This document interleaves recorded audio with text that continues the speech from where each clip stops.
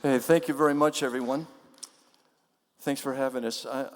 I'm Dr. J.B. Dias, and I'm a professional bass player, but I'm also an academic. I serve as Vice President for Education for Curriculum Development at the Herbie Hancock Institute of Jazz at UCLA.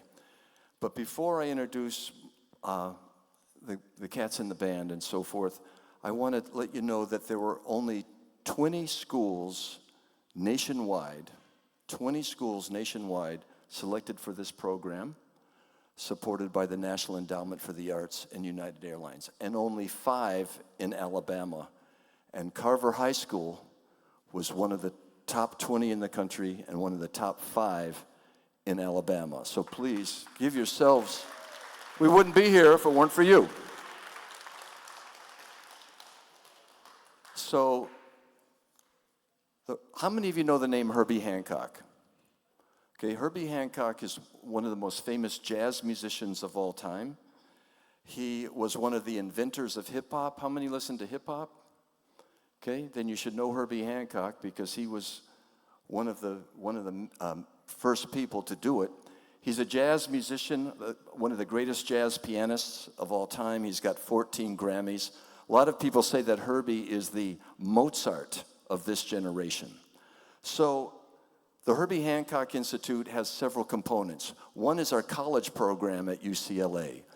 And you can't pay to go. You have to get in by audition. And if you get in, we pay for everything. We cover all your tuition at UCLA. We cover all your room and board. We cover all your private lessons, plus we give every student $1,000 a month. So they have some walking around money.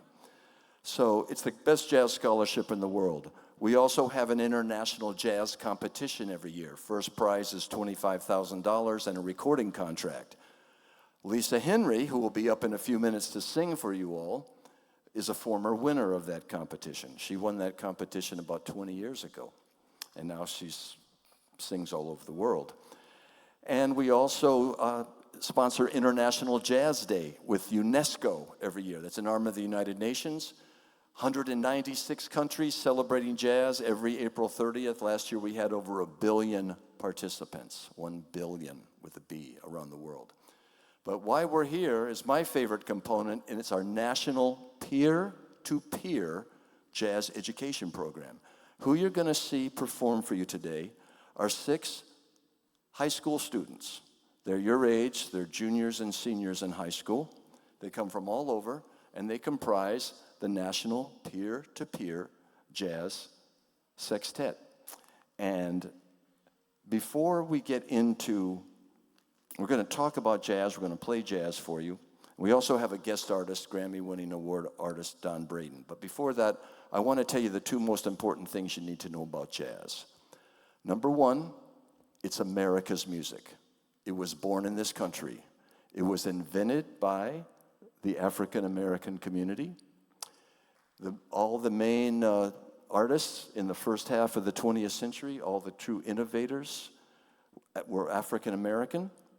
Now today, of course, jazz is the African American's greatest gift to the rest of the world, because now jazz is played on all 7 continents. But it started about 100 years ago in New Orleans through the African American community, and now it's spread worldwide. I play with European jazz musicians, Asian jazz musicians, South American jazz musicians, African jazz musicians. They're even listening to jazz in Antarctica, and they're even listening to jazz on the space station. So it is now a universal music. It's the African American community's greatest, many people say greatest artistic gift to the rest of the world. But it was born in this country. It's America's music. Second thing you need to know about jazz is the most important component is jazz improvisation. That means about 90% of what you hear today has never been played this way before, will never be played that way again. They create the music as they are playing it. They're composing the music as they are playing it. Jazz is just like another language, like English or Spanish or French. What does a language do? What's the only thing a language can do? Communicate thoughts and feelings. That's what jazz does, communicates thoughts and feelings. But rather than using words to express how they're feeling at the moment, they're using music. For instance, let's say you're having a conversation with you. You don't know what you're going to say till you say something. And then you don't know what you're going to say till you'll answer back. And maybe you'll come into the conversation and the whole thing will get heated up. And maybe you'll come into the conversation and have to cool the whole thing out. And you don't know what you're going to say until everybody else says something. So you're answering each other. Well, jazz musicians do the same thing, but rather than using words, they use music. So listen to the three-way conversation, musical conversation. They are conversing with each other musically. Listen to them talk to each other through their instruments. Then they're conversing with you, the audience. And then third, the audience communicates back to the musicians. That's right. If you like something, let them know. They'll work harder for you. Cheer after a solo, applaud after a solo. If you like something, let them know, and they'll work harder for you. That you'll actually affect what's being played, which is different in classical music, right? In classical music, you're supposed to sit there quietly to the end and then applaud at the very end. But in jazz, and they'll play it the same way every time, all the notes the same, but in jazz, you like someone's solo, you applaud, you're into it, you show them some love, they'll work harder for you. They might play a longer solo or more intense solo or a more subdued solo. So it's however the audience relates to the band. So three-way conversation, the musicians amongst themselves, the musicians to the audience, and the audience to the musicians. So without any further ado, I want to introduce this wonderful group. I'm going to introduce the rhythm section first. The rhythm section is piano, bass, and drums. They're the ones who are responsible for the rhythm, making it groove, making it feel good, making it swing, having buoyancy. And piano, bass, and drums, please welcome on piano, bass, and drums, respectively, Tinashe McGowan from Dallas, Sophie Longa from Miami, and Troy Lehman on Houston. Come on, Carver. Give it up for these kids. Please keep your applause going for our guitar player, Nigel Valle, and he's from New Orleans, and our two horn players, Ali Moline from Santa Ana, California, and Ben Leviathan from New York.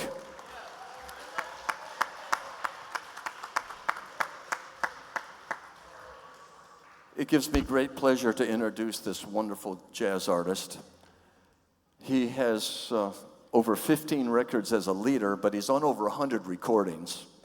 He's played in every major venue around the world. We're so fortunate to have him. I had to book him on this tour over a year ago.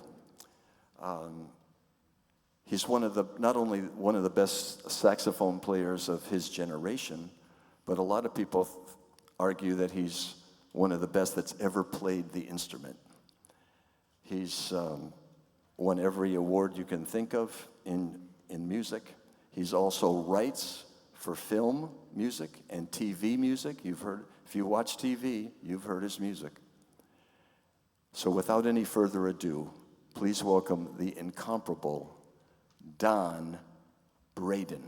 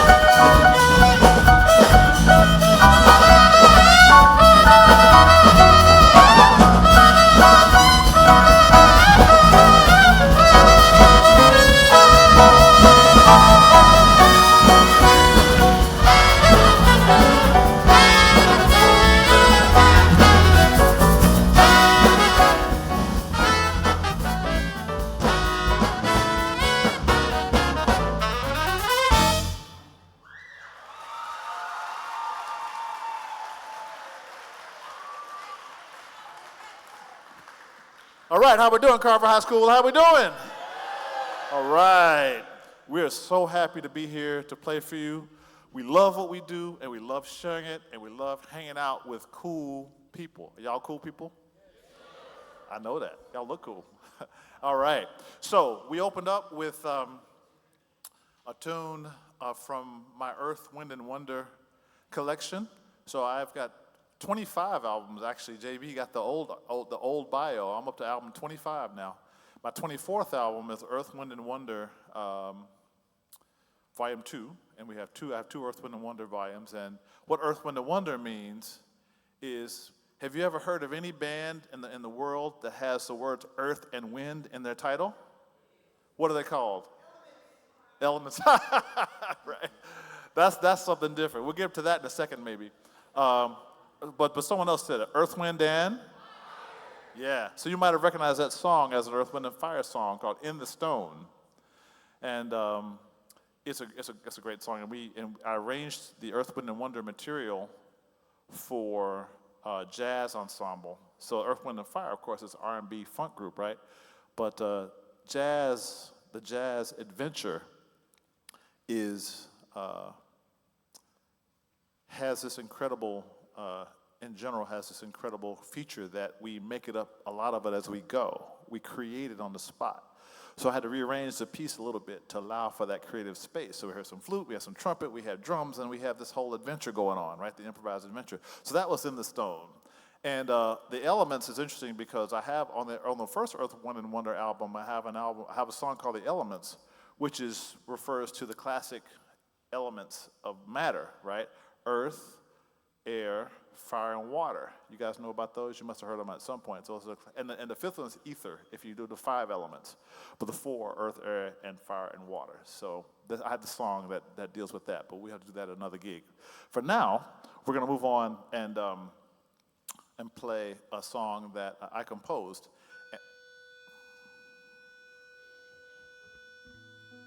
We're being joined by the computer today on our concert. So I wrote this song when I was touring in Vail, Colorado with the great Tom Harrell, trumpeter Tom Harrell years ago. This tune is called The Vail Jumpers. It's kind of a blues, but it's a 32 bar, like extended kind of a blues. It's got its own kind of thing. So here is The Vail Jumpers. Enjoy.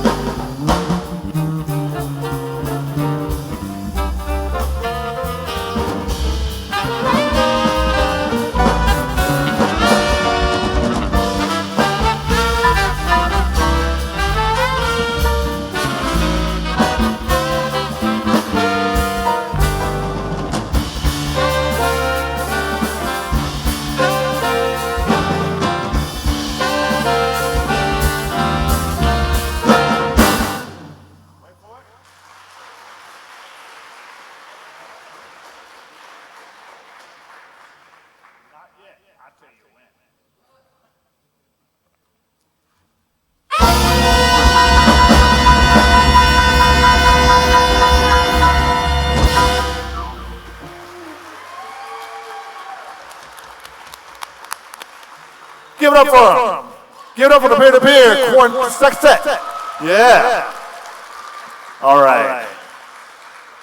So for our next tune, we're going to bring up our amazing vocalist, amazing lady, and we're going to do an arrangement that I wrote of a Stevie Wonder classic. We did Earth, Wind, and Fire before. Earth, Wind, and Wonder. Earth, Wind, and Wonder has Earth, Wind, and Fire and Stevie Wonder, right? So here's a Stevie Wonder tune that we're going to present with this amazing singer. This is Higher Ground, sung by the incredible, put your hands together for the incredible Lisa Henry. Lisa Henry!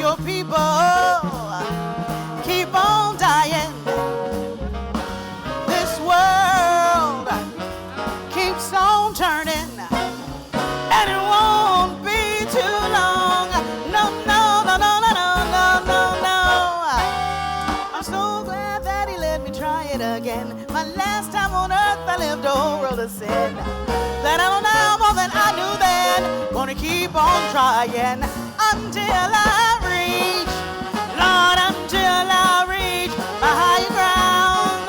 Yeah, yeah, yeah,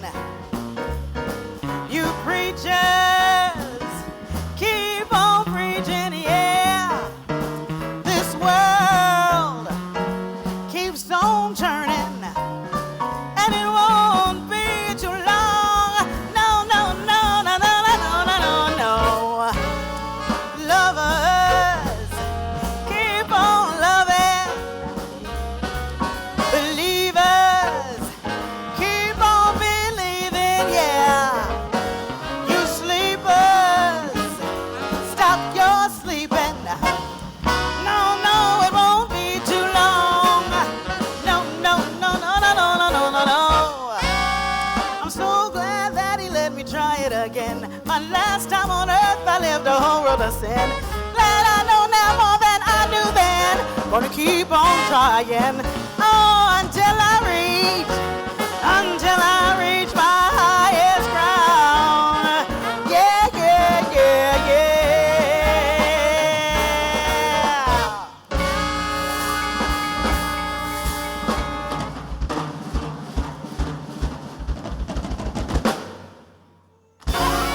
Until I reach my highest ground, yeah.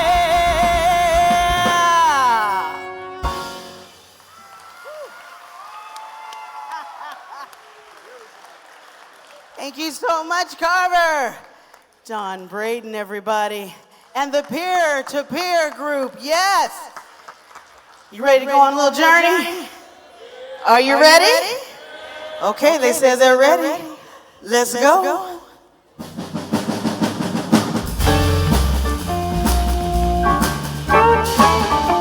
Oh yeah, you can clap your hands if you want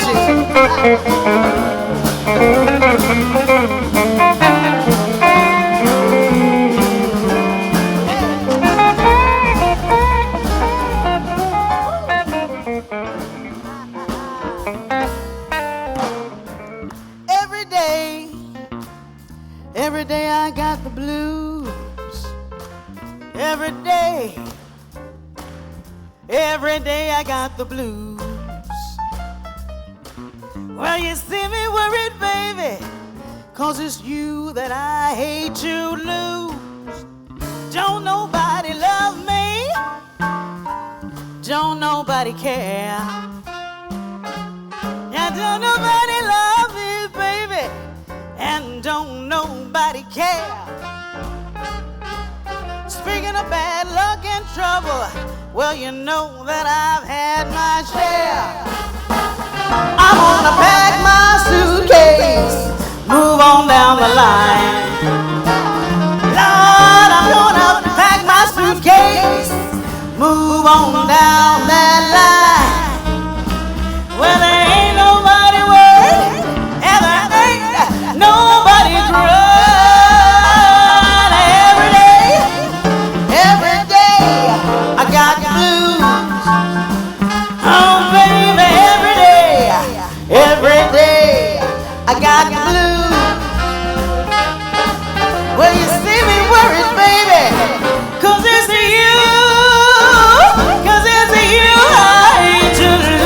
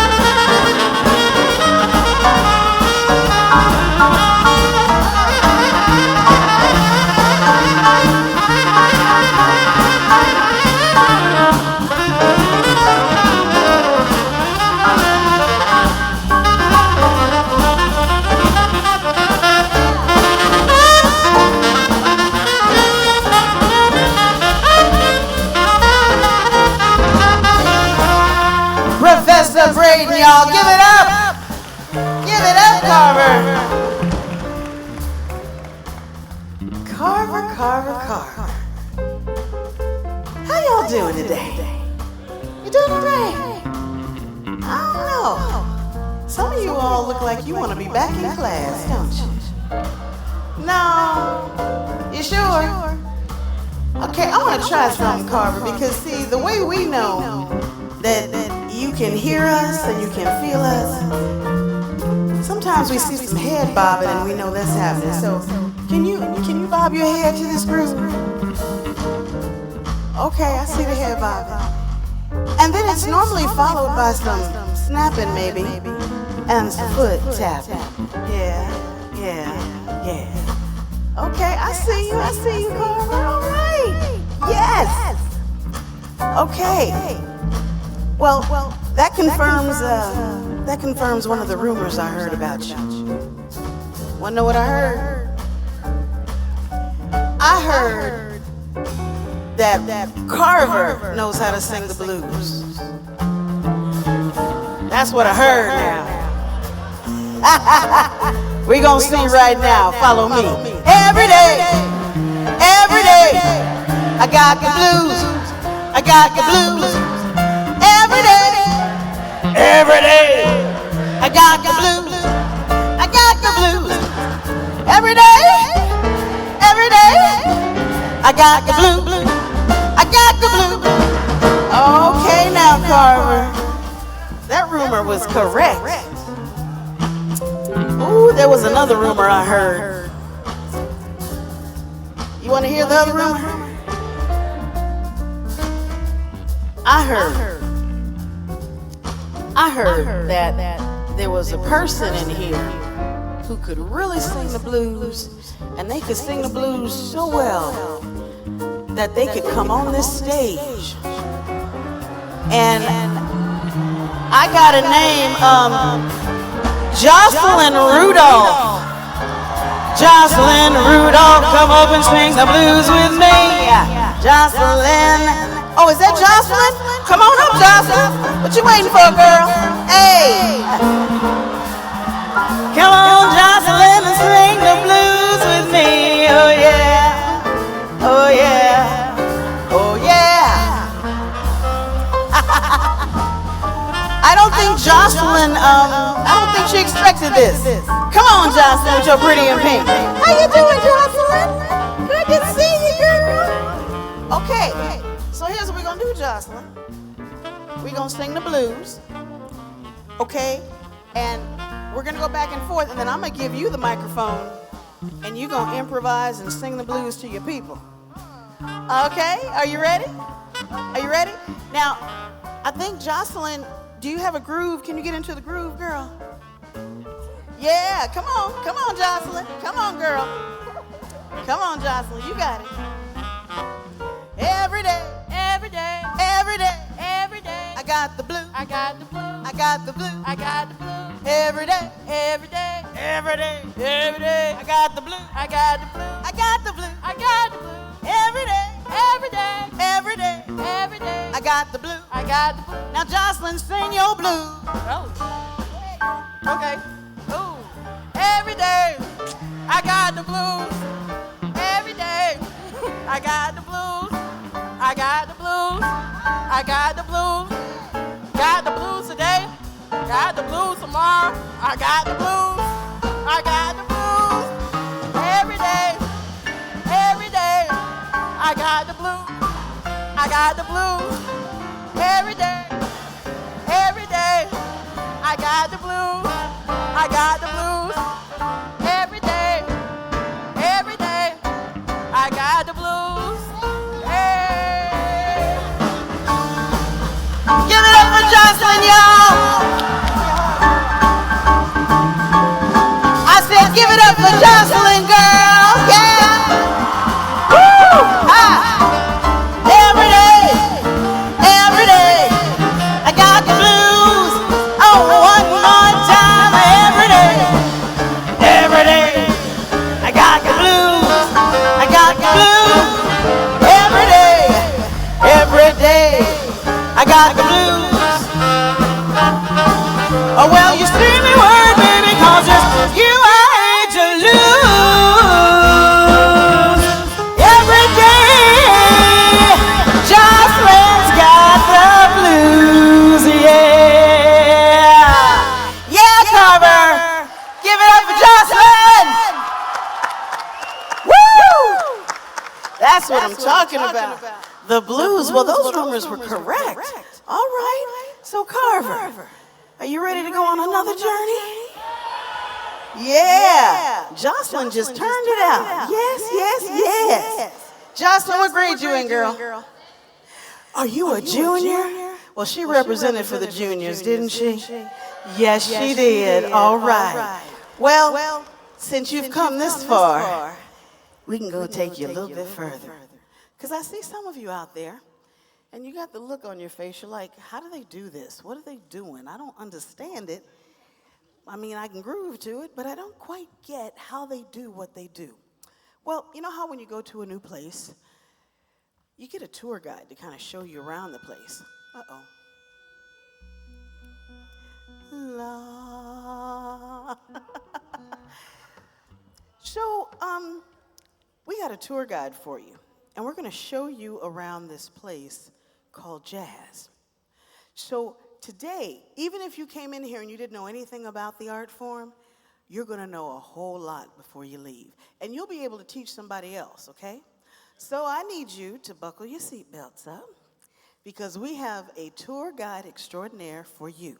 Ladies and gentlemen, please welcome your tour guide for the day, Dr. J.B. Dias. Give it up for Dr. Dias, y'all.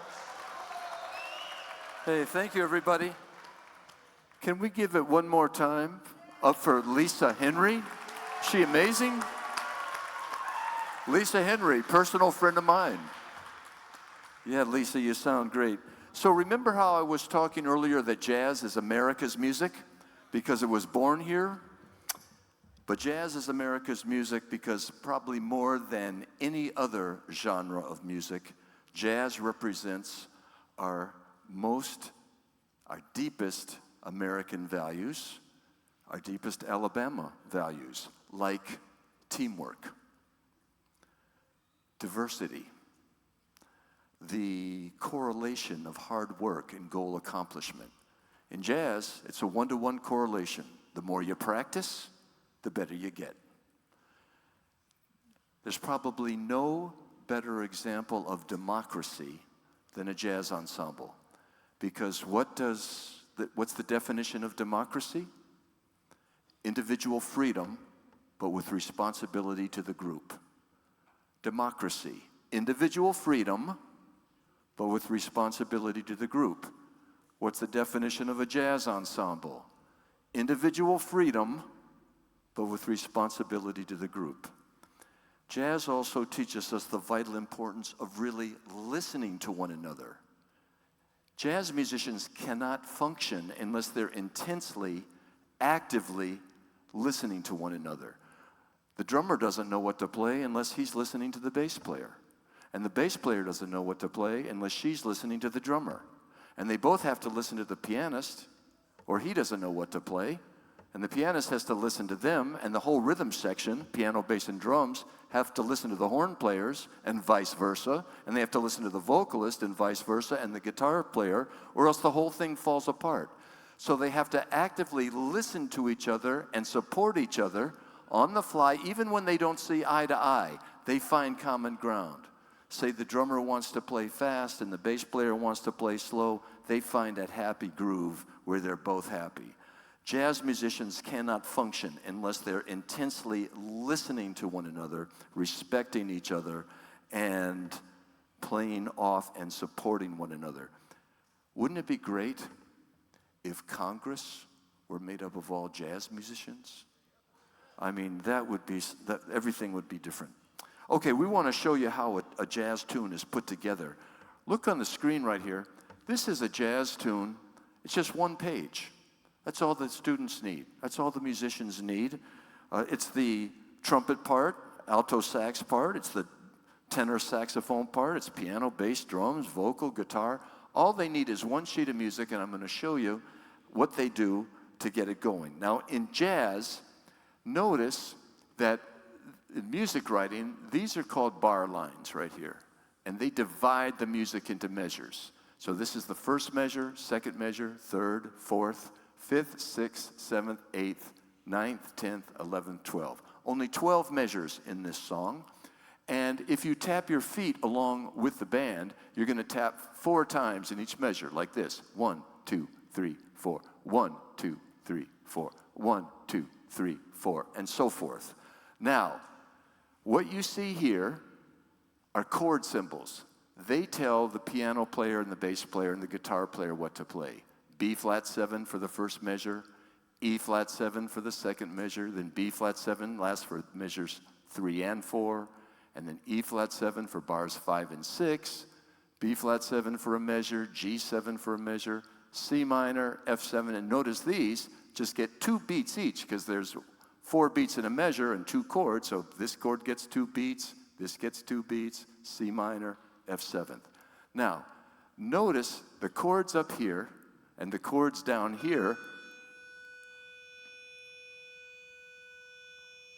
are the same.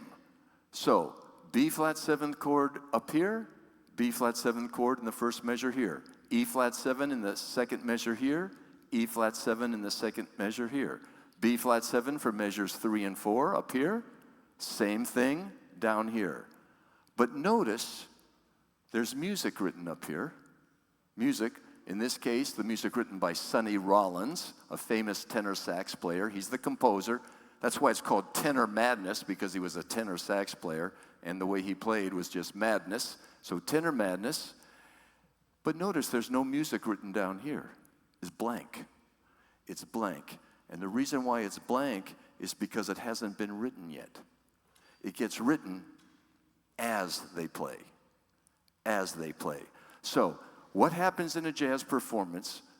Notice this is called a chord progression, the series of chords. And what they do is they play that chord progression over and over. 12 measures, same 12 measures, over and over and over and over again. And the reason why it doesn't get boring is because every time they go through those chords, something else happens. And the audience doesn't know what's going to happen next because the musicians don't know what's going to happen next. They decide when they get there. So we're on a pathway to discovery together, musicians and audience. It's not like a classical piece where the music is written ahead of time. Here, they make it up as they go along. Every time they go through it, one time it's called a chorus. C-H-O-R-U-S. It's called a chorus. So the first chorus, they're going to play the written melody just like Sonny Rollins wrote it. The second chorus, they might repeat the melody, but if they repeat it, maybe they'll harmonize it, add a harmony part. But notice, there's no harmony written. They'll decide the harmony they want to play. They'll do it by ear. They'll do it by ear, utilizing their knowledge of music theory. Music theory is like grammar. Like when you study English grammar, you learn about how nouns and verbs and adjectives go together. In jazz, we study music theory. We learn how chords and scales and notes go together. So after they play the melody, which we call the head, jazz musicians have their own lingo for everything. We play the melody twice.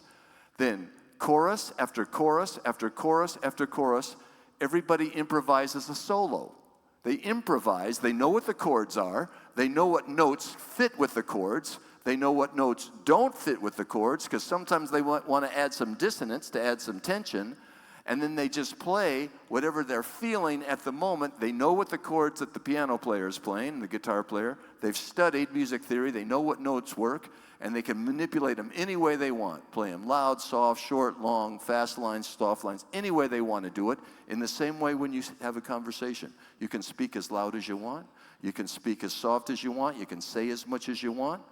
But you have to have a conversation with everybody else. You got to leave room for everybody else to speak. Then, after everybody's taken a solo, they play the head again at the end. So think of jazz like a sandwich. You got one piece of bread at the top. It's the first piece of the first time they play the head. Then you got all the solos. That's all the good stuff in the middle of the sandwich. And then you have the piece of bread at the end. So jazz is like a sandwich. You got the head in the beginning, all the solos in the middle. Just like in a sandwich, all the good stuff's in the middle. And then you have the head at the end. And that's how jazz works. Now, I want to make sure you know what I mean between a note and a chord. A chord is just more than one note played at the same time. Here's a single note, and here are 3 separate notes. And if you play them all at the same time, that's a chord. And if you play 4 separate notes, it's just 4 separate notes. But if you play them all at the same time, you got a 7th chord, and that's a B flat 7th. Here's E flat 7 and B flat 7, and that repeats. E flat 7, and that repeats. B flat 7, G7, C minor, F7, and then twice as fast. B flat 7, G7, C minor, F7, back to the top, B flat 7. Those are the only chords that are written there. Now, the bass player, when the pianist plays a B flat 7th chord, the bass player puts a B flat note in the bass to give it more body. Listen to the difference. Here's the B flat 7th chord without the bass. Here it is with the bass. Hear the difference? Here it is without the bass and with the bass. And here's E flat 7. And let's play it together. B flat 7. And that repeats. And E flat 7. There we go. Okay, so now the piano player, besides just playing the basic 4 notes in that B flat 7th chord, he can add more notes. He's got 10 fingers. He can play a 10-note chord if he wants. And we call those jazz chords. And he can make those up however he wants. Here's the basic B flat 7 chord again. And here is the chord, a B flat 7 jazz chord. Here's the basic one again. And here's the jazz version again. Hear the difference? And here's another version, another jazz version. And another one. And he's got dozens of ways to play it. Play just the basic one again. Hear how basic that is? Let's hear the jazz one really loud. There we go. Okay, so the first time, I'm just going to show you what they do to make it sound like jazz. And we're going to bring the horns in. The horns are going to play the melody. And when you hear the horns come in, that's when the tune would actually start. So let's just show you how it works to make it sound like jazz. First of all, let's just play the basic chords. 4 beats in a measure. Tap your feet just like this. 1, 2, 3, 4. B flat 7, E flat 7, B flat 7, and that repeats. 5, count with me. 6, 7, 8. Now, besides just the roots, the bass player can improvise what we call a walking bass line, and that's where she plays a note on every beat. Notice she's playing a note on every beat. 1, 2, 3, 4, 1. And the drummer will take his right hand on the ride cymbal and line it right up with the bass. See how they're together, right together? Now we're going to take the left foot on the hi-hat cymbal on every other beat. See, 1, 2, 3, 4, 1, 2. Is that starting to sound more like jazz? Now, besides just those quarter notes that the bass player's playing, she can add some embellishments, some skips and drops.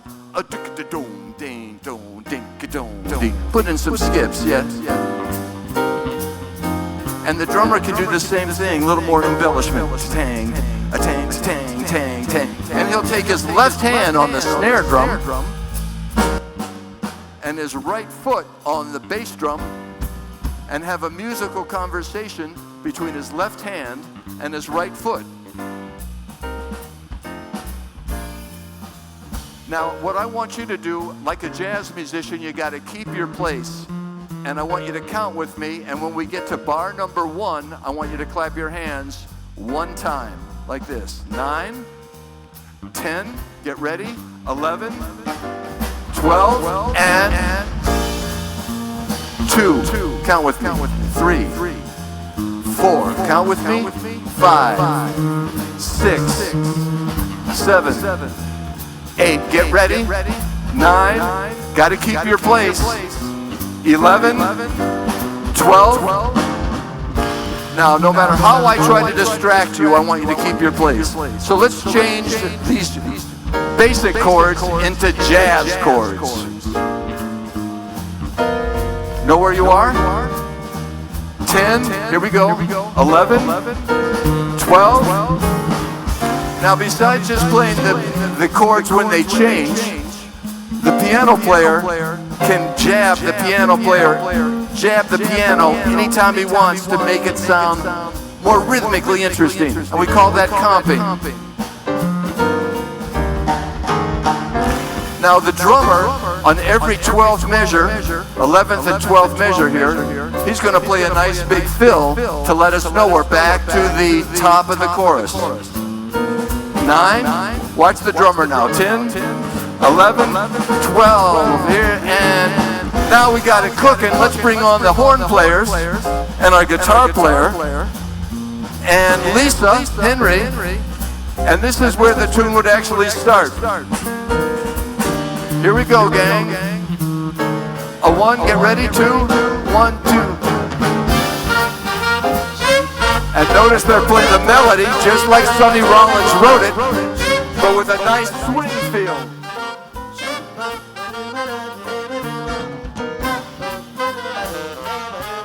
This is the first chorus. Now here's the second chorus. Now notice they're in harmony, but no harmony is written. They're doing the harmony part by ear, utilizing their knowledge of music theory. And now it's time for the solos. And we start right there with guitar.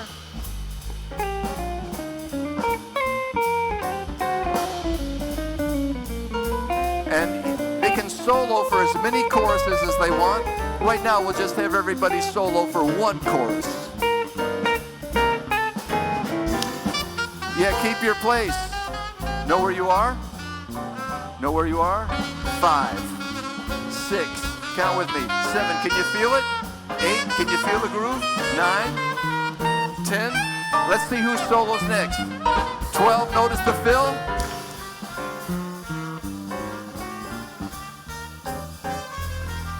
5, 6, and she's improvising that. Never played it this way before. We'll never play it that way again. 11, 12.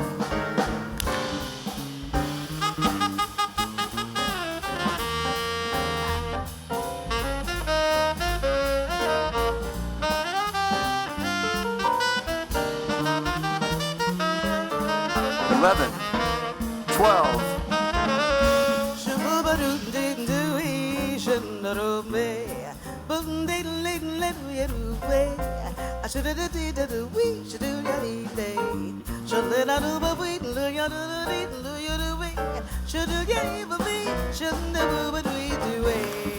That's called scat singing. Notice she improvised the chorus just like the instrumentalists. Never sang it that way before. We'll never sing it that way again, just like you're having a conversation. And the piano solo? Whose turn to solo after piano? Who hasn't soloed yet? Can you tell? Bass, right. Now, after the bass solo, we're going to do a thing we call trading fours, where each instrumentalist asks the drummer a 4-measure question. Everyone keeps their place. Now drum answers the saxophone. And now the trumpet answers the drummer. Drums answers the trumpet.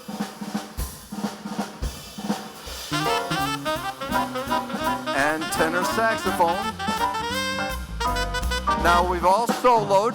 We've all played the head. We've all played 4, so what's last? So where are we?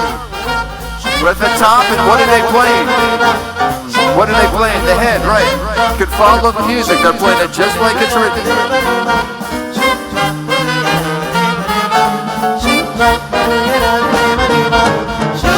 And how do we know this is the last chorus? Because they're playing the head, and jazz is like a sandwich. So that's how you know the tune's almost over.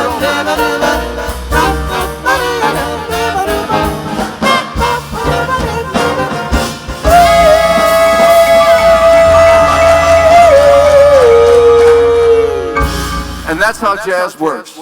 Come on, Carver High School, please give it up for Lisa Henry, Don Braden, and the National Peer-to-Peer Jazz Sextet.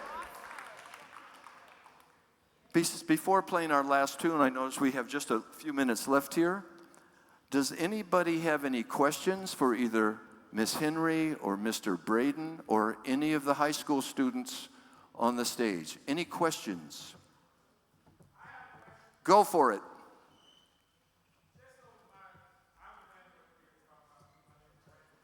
Hey, Brandon, good to see you, man. We talked on the phone. Thanks for having us, man.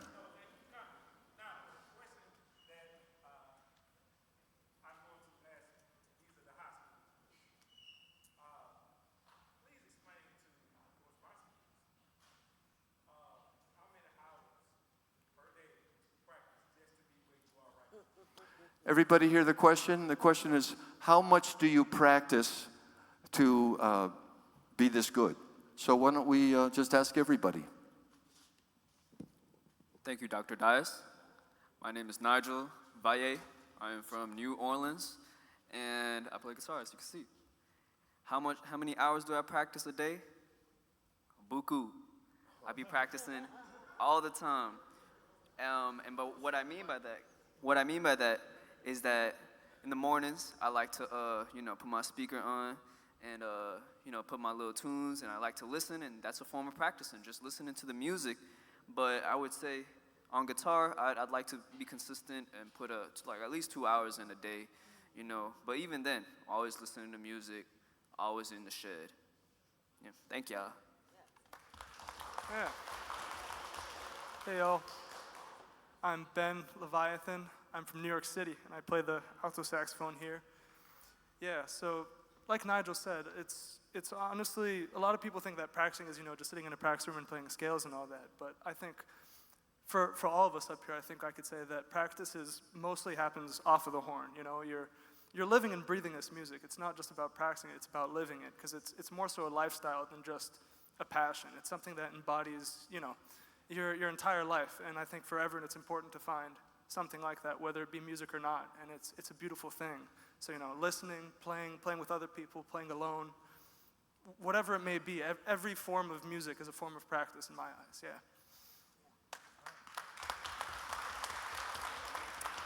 Hi, everybody. My name is Allie Moline. I play the trumpet. I'm from Orange County, California, and I'm a senior this year. And I've been playing the trumpet for many years, but when I really got serious about trying to have a practice routine, it was probably around freshman year. And the thing that I noticed is that there's a difference between playing every day and practicing every day. And it's great if you can play every day, especially as a trumpet player, especially as someone who's just learning to play your instrument, because you have to play every day just to get those fundamentals locked in so that you can start moving on to the bigger things. Because otherwise, if you try to skip over the fundamentals and go to hard things like how to solo or how to improvise, then you might be able to learn some of those things, but you're going to do it with not the best sound or not the best technique, and that's not going to get you very far. So I started getting serious about practicing those fundamentals every day when I was around freshman year. And the thing that I think you'll notice pretty quick if you start putting in at least a little bit of time every single day is that it's a positive cycle. The more you practice, the better you're going to get, the more fun you're going to have. So a lot of the time, the people that enjoy the music the most are the people that practice the most because they see improvement and they have a good time.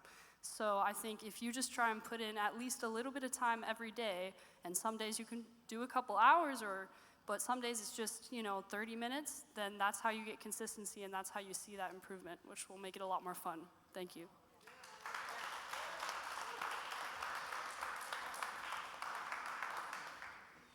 Hi everybody, I am Troy Lehman.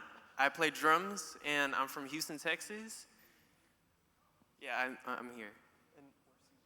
I'm a senior as well. And what I think about practicing is, just like Ben said, like you don't have to do jazz. This applies to like everything in life, Like I could have went to the NBA if I practiced a lot, but I wanted to practice a lot in jazz. That's why I'm good at jazz. So I think that these are lessons that we can apply to all our lives.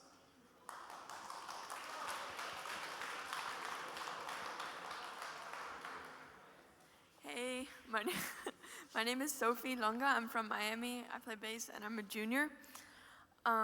So how much I practice every day is obviously not just on the bass, but also the point of practicing is not just playing everything you know in the practice room.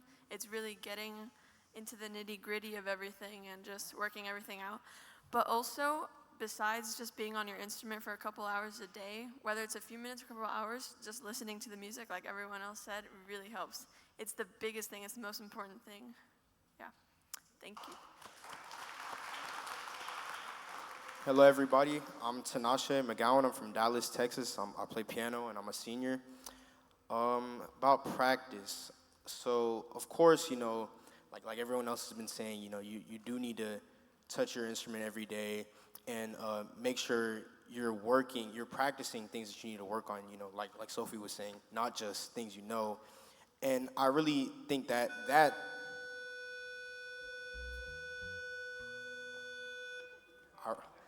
it's all good. I really think that especially is super important because it can be easy to get in the practice room and make it more of like a performance, and then you end up hurting yourself more because you're not working on the things you actually struggle with. And then, you know, it's really important to make sure you are consuming the music that you are, you know, trying to learn and work at, because if you don't have it within you, you know, you can only practice so much to get so far. So, yeah, thank you.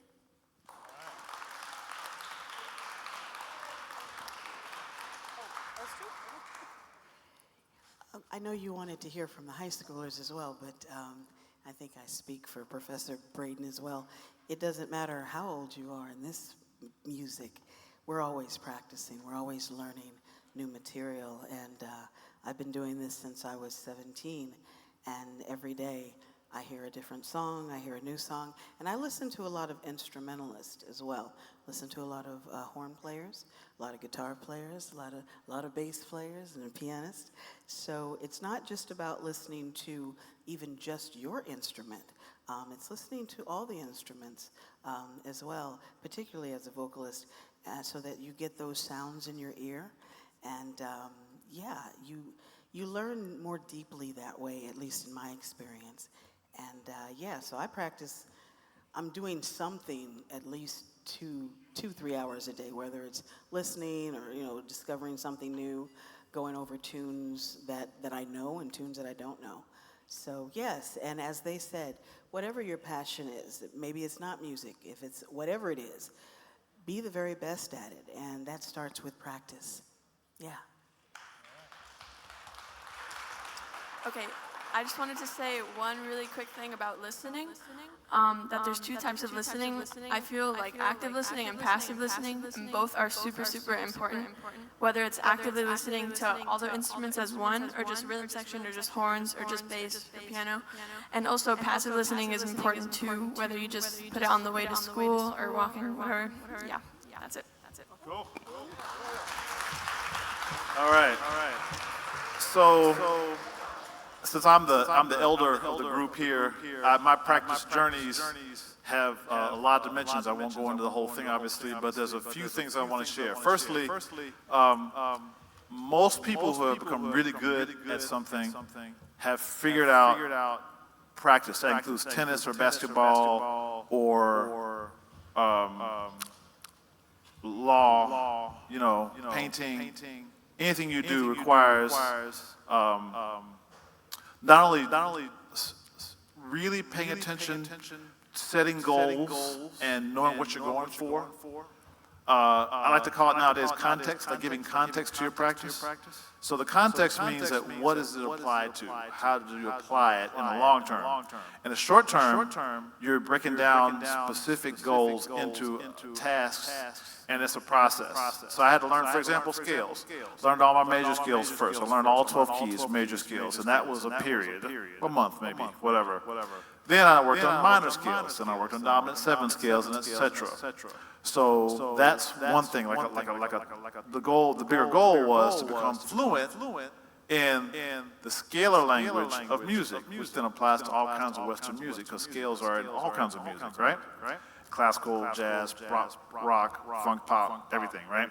So then I dealt with a whole rhythmic practice scene.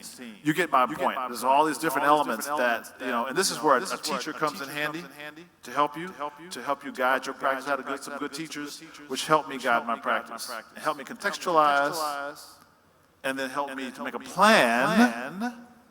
And I would say this about anything. This is a good friend of mine, Carl Allen, told me this years ago, and I stuck it in my mind. If you fail to plan, you plan to fail. Right?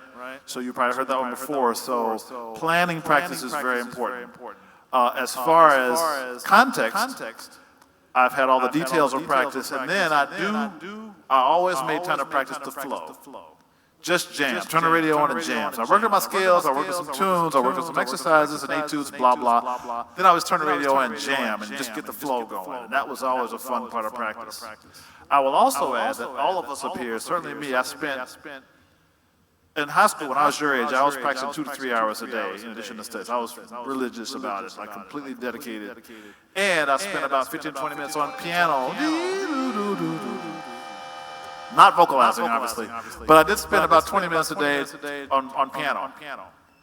And that was a big part of my practice. Once I became a professional, got to New York, I practiced 8 hours a day, all day, for a couple of years. So I had 2 solid years of 8 hours a day, all day practicing. That was my best growth period. Everything was in context. I had a ton of gigs, not a ton, but it was gigs, and I was practicing all the time. Now, it's probably back to the 2 hour, 3 hour thing. Everybody said listening. But see, I also, at my age, in order to deal with the long term of practicing, you also have to practice other things, like breathing and physical fitness. I lift weights. I was in the gym yesterday. I went for a run, went and lifted weights yesterday. That's an essential aspect of pretty much everything, but for sure, tenor saxophone, it's only 7.8 pounds. Right? But that sit on your shoulders, on your neck, that'll get you after 3 hours, 2 hours. Make sense? So there's a bigger picture of practice that when you get a good teacher, some good guides, that really help you to make the most progress. And it applies to almost everything. Breathing, walking. I mean, seriously, walking like there's a good way to walk, and that's a good. I mean, good walking, not so much running for sure. You practice running. Who's in track? Yeah, so you guys go to track practice, right?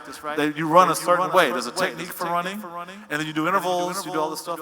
That's all part of it, right? So the technique and the specifics of the practice, that's all important. And the context is the race, right?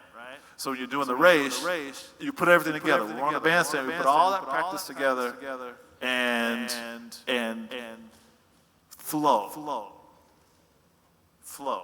Because probably the most important thing about practice is that for jazz, we don't seek to play what we practice. We practice so that we can forget what we practice and just play.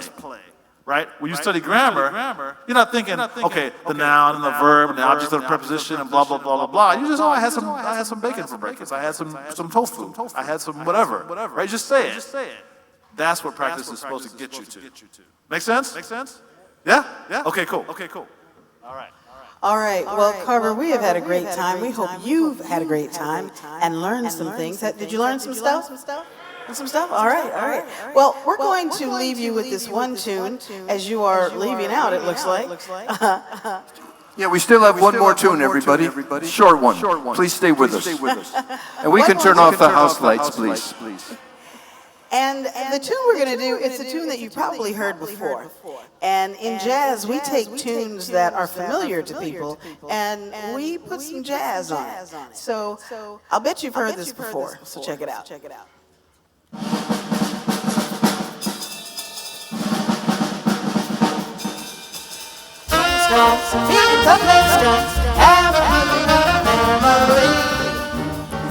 that out of bedrock, they're a bit right out of history.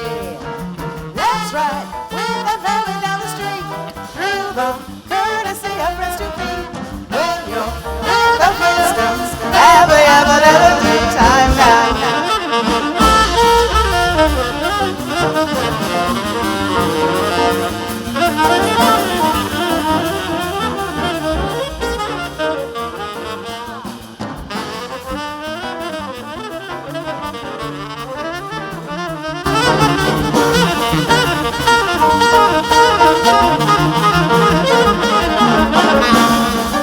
Professor Brain, give it up, y'all.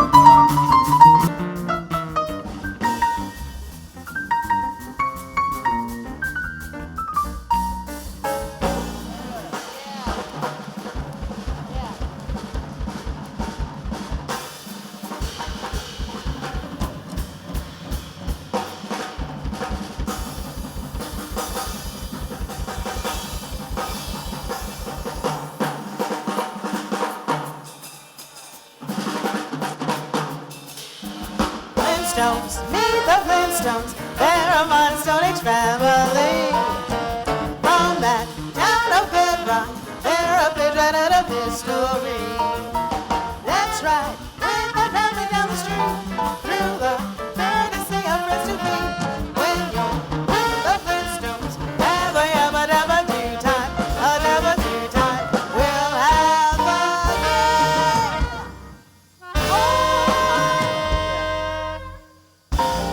We will have a very gay old time, yeah.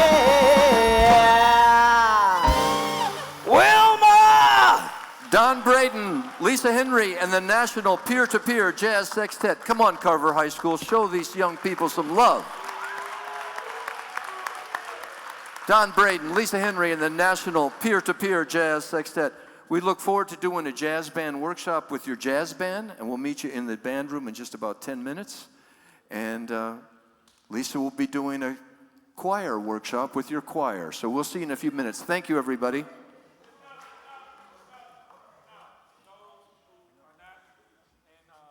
course, my respective class, what I need you to do is make sure you go to the office to get you a pass to get to your 7-block class. They are going to excuse you.